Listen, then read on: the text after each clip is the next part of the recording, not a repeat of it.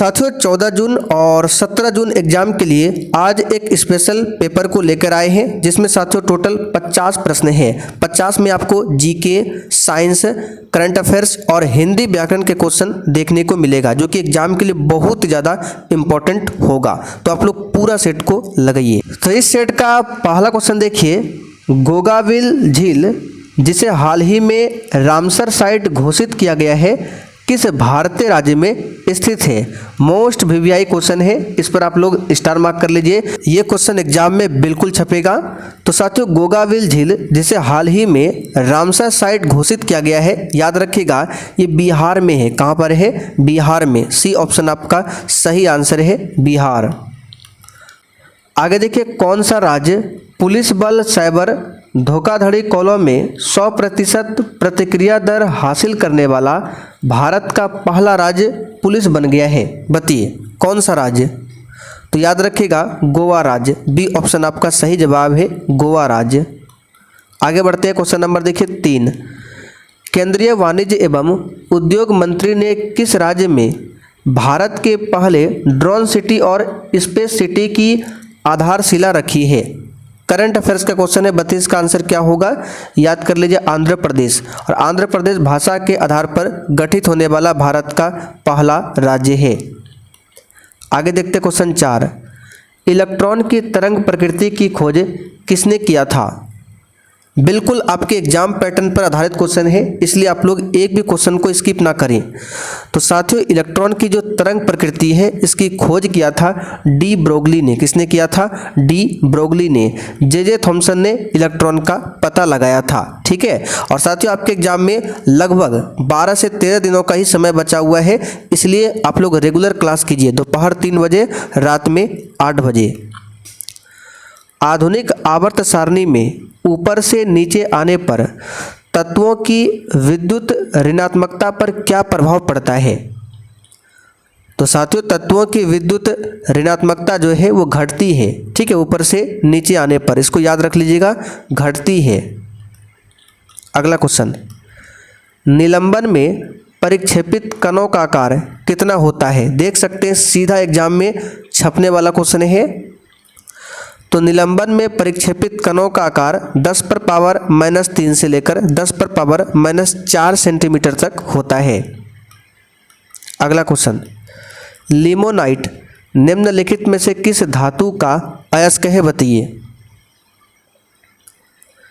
तो साथियों लिमोनाइट किस धातु का अयस्क है? यहाँ पर इसका सही जवाब है लोहा धातु का। किसका है? लोहा धातु का अयस्क है लिमोनाइट। अगला क्वेश्चन, निम्नलिखित में से किसे रोमन विट्रियोल भी कहा जाता है? एक भी प्रश्न को आपको छोड़ना नहीं है, और आप लोग चैनल को सब्सक्राइब कर लीजिए ताकि एग्जाम तक आपका एक भी क्लास छूटे ना। तो रोमन विट्रियोल जो बोला जाता है नीला थोथा को, जिसका सूत्र होता है CuSO4 × 5H2। ये नीला थोथा का सूत्र है, जिसे रोमन विट्रियोल भी बोला जाता है। आगे देखिए क्वेश्चन 9। निम्नलिखित में से किसे नोबल का तेल भी कहा जाता है? तो नोबल का तेल किसे बोला जाता है? तो ट्राई नाइट्रोग्लिसरीन को। सही कर लीजिए, ट्राई नाइट्रोग्लिसरीन को नोबल का तेल भी बोला जाता है। आगे देखिए, निम्नलिखित में से सबसे प्रबल उपचायक वाला तत्व कौन सा है? तो सबसे प्रबल उपचायक वाला तत्व हो जाएगा फ्लोरीन। फ्लोरीन का संकेत F होता है। परमाणु क्रमांक कितना होता है? 9 होता है। आगे देखिए 11 नंबर, जीव द्रव्य सिद्धांत के प्रवर्तक निम्नलिखित में से किसे माना जाता है? तो साथियों जीव द्रव्य सिद्धांत के प्रवर्तक जो है ये माना जाता है किसे? तो इसका सही जवाब है मैक्स सुल्ज को माना जाता है, मैक्स सुल्ज को। स्लाइडेन और स्वान की बात करें तो कोशिका सिद्धांत का प्रतिपादन किया था स्लाइडेन और स्वान ने, लेकिन कोशिका की खोज किसी ने और किया था। ठीक है, किसी और ने किया था। आगे देखिए, निम्नलिखित में से कौन सा कथन सत्य है? बताइए। तो आइए सभी कथन को देखिए। प्रोकैरियोटिक कोशिका में केंद्रिका अनुपस्थित होती, यही वाला कथन आपका सत्य है, बाकी सभी क्या है? असत्य है। फर्स्ट ऑप्शन राइट है। आगे देखिए, निम्नलिखित में से किसी कोशिका के अणुओं का यातायात प्रबंधक कहा जाता है? बहुत ही अच्छा क्वेश्चन है। तो कोशिका के अणुओं का यातायात प्रबंधक गोल्जी इकाई को बोला जाता है। किसे? गोल्जी इकाई को। माइटोकॉन्ड्रिया की बात करें, हिंदी में इसे सूत्र कणिका कहते हैं और माइटोकॉन्ड्रिया को कोशिका का पावर हाउस कहा जाता है। आगे बढ़ते क्वेश्चन नंबर 14। जीन की आनुवंशिक विचारधारा के अनुसार जीन के कार्य की इकाई को क्या कहा जाता है? तो इसे सिस्ट्रॉन बोला जाता है। सिस्ट्रॉन, बी ऑप्शन आपका सही है, सिस्ट्रॉन। आगे देखते हैं, जीव द्रव्य में कार्बनिक तथा अकार्बनिक यौगिकों का अनुपात क्या होता है? आप लोग भी फटाफट से आंसर लगाते चलिए। ये होता है 81:19। 81:19। नींबू में लिटिल लीफ नामक रोग किस तत्व की कमी से होता है, बताइएगा। तो नींबू में लिटिल लीफ नामक रोग जो है ये किस तत्व की कमी से होता है? तो जस्ता की कमी से। फर्स्ट ऑप्शन आपका सही है, जस्ता की कमी से। आगे देखिए, निम्नलिखित में से किस संघ के सभी जंतु खारे जल में पाए जाते हैं? तो इसका सही जवाब है पोरिफेरा संघ। पोरिफेरा संघ के सभी जंतु जो है खारे जल में पाए जाते हैं। अगला क्वेश्चन देखिए, मेढक निम्नलिखित में से किस वर्ग का प्राणी है? और साथियों इस सेट में आपका क्या स्कोर बनता है, सेशन के लास्ट में कमेंट करके बताना है। तो एम्फीबिया वर्ग में आता है मेढक। ठीक है, यहाँ पर बी ऑप्शन आपका सही है, एम्फीबिया। आगे देखिए, निम्नलिखित में से किस पादप हार्मोन के छिड़काव से वृहत आकार के फल तथा फूलों का उत्पादन किया जा सकता है? यानी बड़े आकार का फूल फल जो होता है किस हार्मोन के छिड़काव से? तो याद रखिएगा, इसको बोला जाता है जिब्रेलिन। कौन सा hormone? Gibberellins hormone. Gibberellins hormone, D option right है। आगे देखिए, पौधों में प्रकाश संश्लेषण के संबंध में निम्नलिखित में से कौन सा कथन सत्य है, बताना है। तो प्रकाश संश्लेषण के लिए कार्बन डाइऑक्साइड, पानी, क्लोरोफिल तथा सूर्य का प्रकाश आवश्यक है, बिल्कुल सही है। प्रकाश संश्लेषण की दर लाल रंग के प्रकाश में सबसे अधिक और बैगनी में कम, बिल्कुल सही है। इसको याद कर लीजिए, इस लाइन को। क्वेश्चन बनेगा कि प्रकाश संश्लेषण की दर सबसे अधिक किस कलर में? तो लाल में, और सबसे कम बैगनी में। प्रकाश संश्लेषण की क्रिया के दौरान जल का अपचयन ऑक्सीकरण के बनने में तथा कार्बन डाइऑक्साइड का अपचयन ग्लूकोज के निर्माण में होता है। सब कथन यहाँ पर सही है। आगे देखिए, निम्नलिखित में से कौन सा कथन सत्य है, बताइए। सत्य कथन को चुनना है।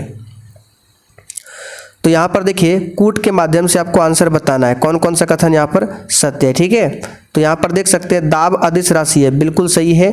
कार्य का विमीय सूत्र Ml2 T⁻⁻², ये भी सही है। विस्थापन धनात्मक ऋणात्मक हो सकता है परंतु शून्य नहीं हो सकता है, गलत है। समतल कोण का SI मात्रक स्टे रेडियन होता है, गलत है, रेडियन होता है। तो केवल 1 और 2 यहाँ पर क्या है, सही है।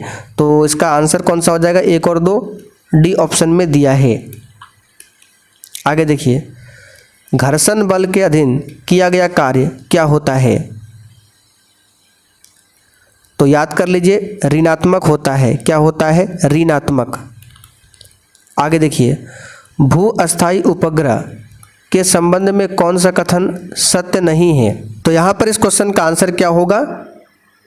तो सी वाला ऑप्शन, ये कथन सत्य नहीं है। यहाँ पर देख सकते हैं इसका कक्षीय वेग 8 किलोमीटर प्रति सेकंड दिया हुआ है, जो कि लगभग ये 3 किलोमीटर के आसपास होता है। ठीक है, 3 दशमलव कुछ होता है, 3 किलोमीटर प्रति सेकंड के आसपास, 8 नहीं होता है। तो सी ऑप्शन गलत है। आगे देखिए, सरल सूक्ष्मदर्शी की आवर्धन क्षमता क्या है? तो इसको याद कर लीजिए, m बराबर होता है 1 + d/f, 1 + d/f। आगे देखिए, सूची 1 को सूची 2 से मिलान करना है। ठीक है, यहाँ पे यंत्र का नाम है और माप दिया हुआ है।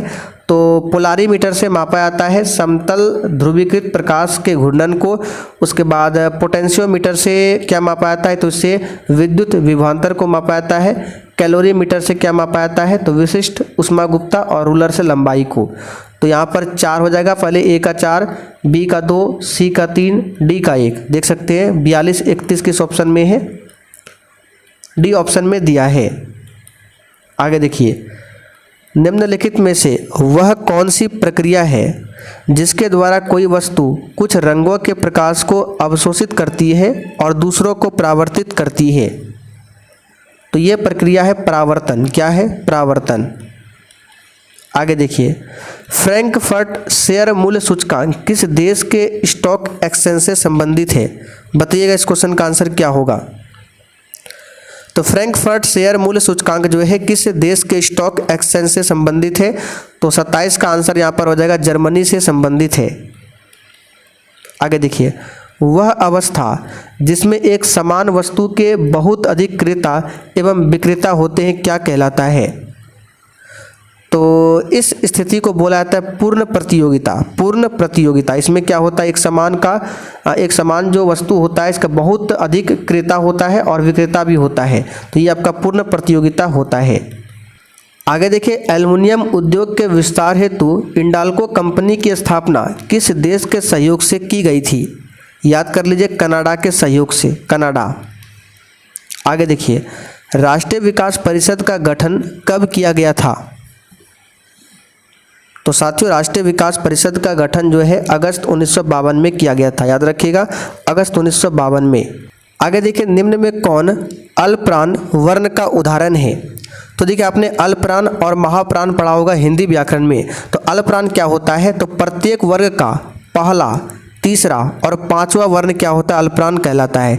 जैसे क वर्ग की बात करें तो इसमें क होता है, ख होता है, ग, घ और ये, ठीक है। तो इसमें से पहला, तीसरा और पांचवा ये क्या होगा? अल्पप्राण होगा।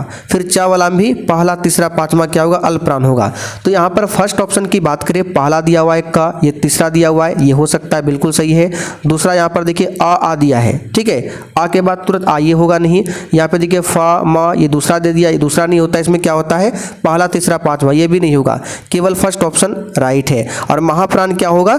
तो हर वर्ग का दूसरा और चौथा वर्ण क्या होगा? ये कहलाएगा महाप्राण। तो अल्पप्राण 1, 3, 5, महाप्राण 2, 4, ठीक है। चलिए आगे देखिए, जिसको प्राप्त करना अधिक कठिन हो वाक्य के लिए सही शब्द क्या है? तो दुर्लभ होता है। क्या है? दुर्लभ। आगे देखिए, स्वर्ग का पर्यायवाची शब्द क्या होगा? तो ये ध्यौ होगा। क्या होगा? ध्यौ। आगे देखिए, व्यक्तिगत सत्याग्रह के अंतर्गत पहले सत्याग्रही विनोबा भावे थे, दूसरे सत्याग्रही कौन थे? तो दूसरे पंडित जवाहरलाल नेहरू थे, तीसरे पूछे तो ब्रह्मदत्त। क्या हो जाएगा? ब्रह्मदत्त। आगे देखिए, न्यू डेवलपमेंट बैंक की स्थापना कब हुई थी? तो इस बैंक की स्थापना 2014 में किया गया था। 2014 में। मुर्रा एक प्रमुख नस्ल है, यह निम्नलिखित में से किस जानवर की प्रमुख नस्ल का प्रकार है? तो मुर्रा नस्ल भैंस का होता है। किसका? भैंस का। आगे देखिए, पहला खो खो विश्व कप 2025 के विजेता कौन बने हैं? तो ये बने हैं भारत बने हैं। कौन सा देश बने हैं? भारत। निम्नलिखित में से किस फिल्म ने 2025 के ऑस्कर में सर्वश्रेष्ठ फिल्म का पुरस्कार जीता? इसको याद कर लीजिए, एग्जाम के लिए इंपॉर्टेंट है। कौन सा हो जाएगा? तो ये हो जाएगा अनोरा फिल्म। कौन सा फिल्म है? अनोरा। आगे देखिए, प्रत्यक्ष कर संहिता का संबंध निम्नलिखित में से किससे है? चलिए बताइए इस क्वेश्चन का आंसर क्या हो जाएगा। प्रत्यक्ष कर संहिता का संबंध किससे है? तो इसको याद कर लीजिए, ये संबंधित है आयकर से। आयकर से। अंतर्राष्ट्रीय योग दिवस कब मनाया जाता है? बताइए। तो ये तो 21 जून को मनाया जाता है, 21 जून को। आगे देखिए, भारतीय संविधान के निम्न में से कौन से अनुच्छेद के अंतर्गत नागरिकों के मौलिक अधिकार की रक्षा के लिए उच्च न्यायालय में याचिका दायर की जा सकती है? तो सबसे आसान क्वेश्चन है ये, आर्टिकल 226 है। ठीक है, यहाँ पे क्या बोला गया है? तो उच्च न्यायालय में। तो उच्च न्यायालय में मौलिक अधिकार की रक्षा के लिए जो याचिका दायर होता है आर्टिकल 226, और सुप्रीम कोर्ट में पूछे तो आर्टिकल 32। आगे देखिए, कोशिका का कौन सा अंग श्वसन में सहायक है? बताइए। तो ये माइटोकॉन्ड्रिया है, क्योंकि इसमें खुद का डीएनए होता है, माइटोकॉन्ड्रिया। आगे देखिए, अफ्रीकन गांधी किसे कहा जाता है? बताइए। तो तो साथियों अफ्रीकन गांधी नेल्सन मंडेला को कहा जाता है, नेल्सन मंडेला को।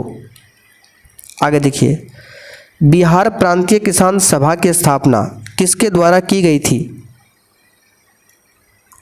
तो ये सहजानंद सरस्वती के द्वारा किया गया था। जयप्रकाश नारायण ने ही संपूर्ण क्रांति का नारा दिया था। चलिए आगे बढ़ते क्वेश्चन 45। पुस्तक द बर्निंग अर्थ के लिए किसे ब्रिटिश अकादमी पुरस्कार 2025 मिला है, बताइए। तो पुस्तक का नाम है द बर्निंग अर्थ, इसके लिए किसे ब्रिटिश अकादमी पुस्तक पुरस्कार 2025 मिला है? तो इसका सही जवाब हो जाएगा सुनील अमृत को। आगे देखिए, निम्नलिखित में से किसे कंप्यूटर का मस्तिष्क बोला जाता है? ठीक है, कंप्यूटर का मस्तिष्क, तो ये सीपीयू को कहा जाता है, CPU, central processing unit, CPU. आगे देखिए, पृथ्वीराज चौहान ने मोहम्मद गोरी को किस युद्ध में हराया था? तो ये तो तराइन का पहला युद्ध है जो कि 1191 में हुआ था, और दूसरा युद्ध 1192 में हुआ था। इसमें क्या हुआ था? मोहम्मद गोरी ने पृथ्वीराज चौहान को हराया था। आगे देखिए, हाल ही में स्पेस किड्स इंडिया द्वारा विकसित भारत का पहला इलेक्ट्रिक रॉकेट कौन सा है? तो स्पेस किड्स इंडिया द्वारा विकसित भारत का पहला इलेक्ट्रिक रॉकेट जो है ये वायुपुत्र है। क्या है? वायुपुत्र। आगे देखिए, इनमें से कौन परंपरागत ऊर्जा स्रोत नहीं है? नहीं पूछा गया है, तो पवन नहीं है, बाकी बिजली, कोयला, एलपीजी है। परंपरागत ऊर्जा स्रोत जो भविष्य में समाप्त हो सकता है, जैसे कोयला, बिजली, एलपीजी, बाकी पवन ऊर्जा, सौर ऊर्जा, जल विद्युत ऊर्जा, ये सब क्या है? परंपरागत ऊर्जा स्रोत नहीं है। आगे देखिए, उत्परिवर्तन का सिद्धांत किसने प्रतिपादित किया था? तो ये किया था ह्यूगो डी व्रिज ने, डी ऑप्शन राइट है। अच्छा, नेचुरल सिलेक्शन का सिद्धांत किसने दिया था? तो चार्ल्स डार्विन ने। तो आज का सेट कंप्लीट हुआ। अब आप लोग कमेंट करके बताइए आपने 50 में से कितने क्वेश्चन सही किए हैं।